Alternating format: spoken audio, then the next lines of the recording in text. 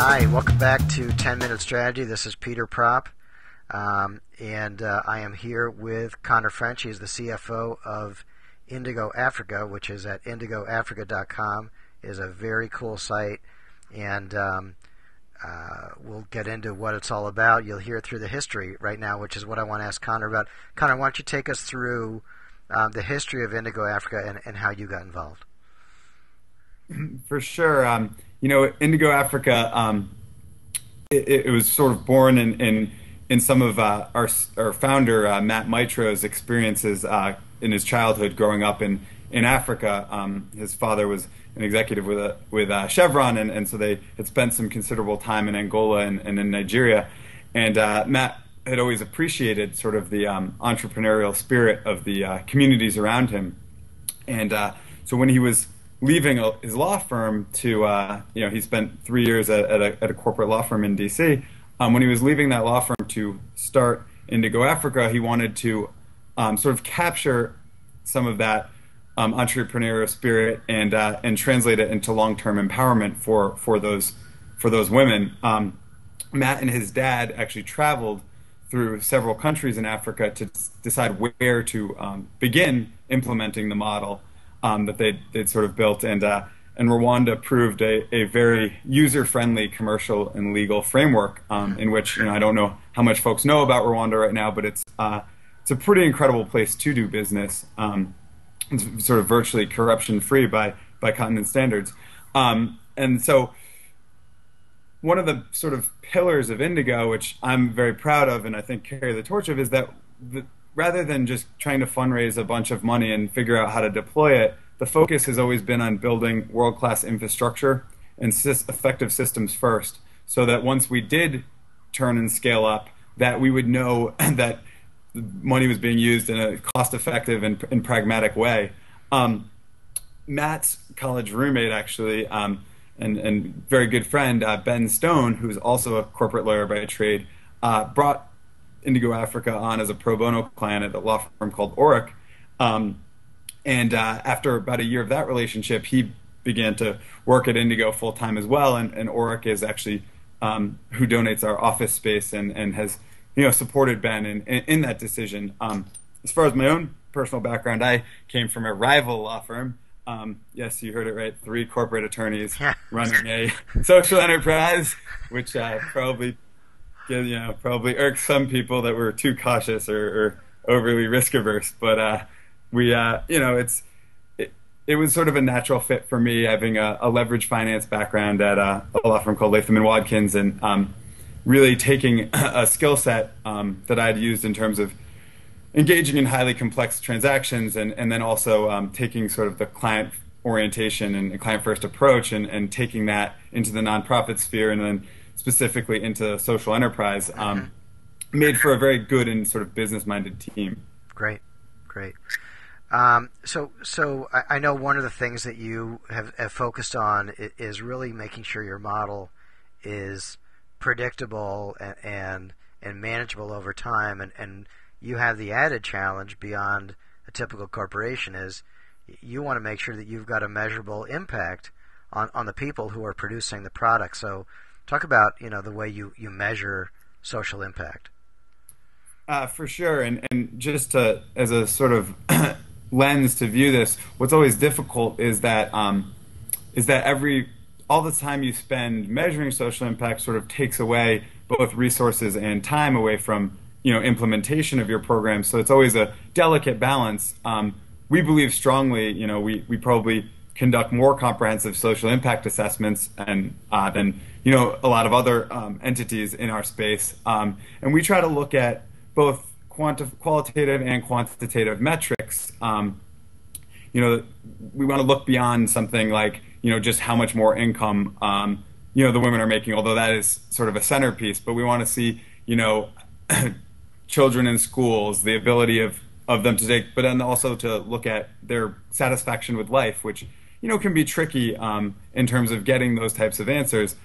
We've tried to stay at least somewhat static in the types of inquiries we ask and the types of things we measure, because we really want to prove that have an empirical view of what types of progress are being made so that we can continue to refine what we're doing. Right. I often feel like, especially, in a lot of economic development and international development, people often rely far too much on anecdotal evidence, and there's certainly a place for that.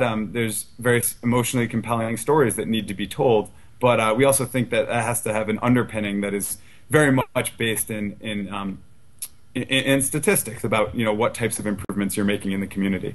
Right. Okay, well let's get back for a minute as we wrap up the call. Talk about some of the top sellers. We talked on the earlier recording about the Nicole Miller bracelets and some of that other material with the Nicole Miller name on it. The computer bags that you've been creating, both for computers and for the iPad. What are other big items that you're selling these days?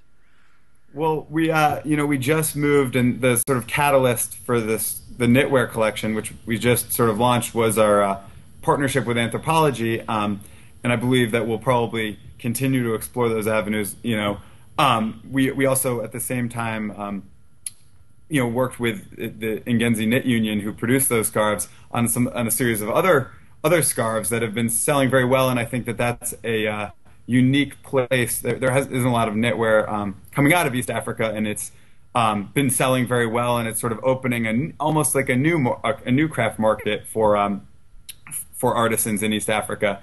So we're, I guess, very excited about that.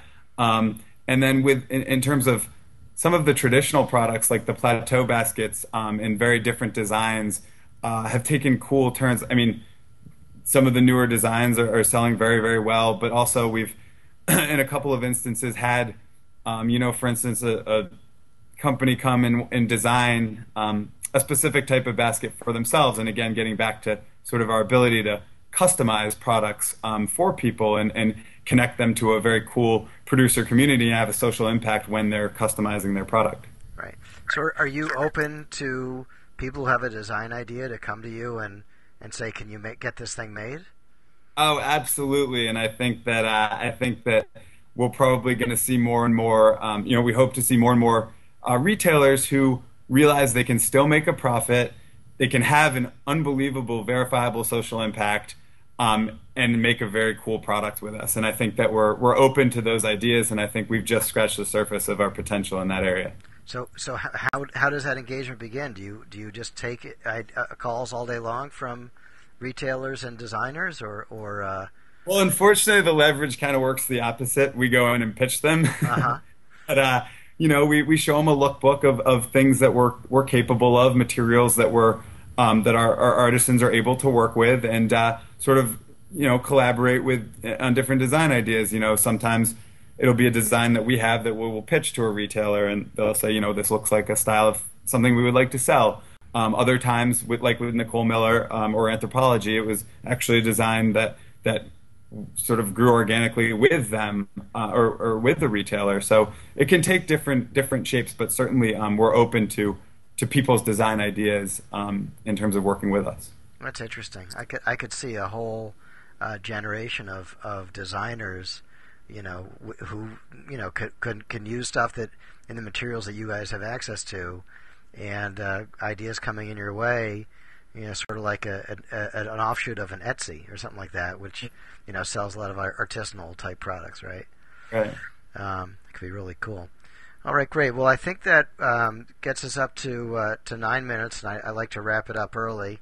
Connor, this is great. We wish you all the best with Indego-Africa. I encourage everyone to go visit Indego-Africa.com to do some of their holiday shopping, and if they choose to donate, their donations are welcome. I know. Any last word for the folk?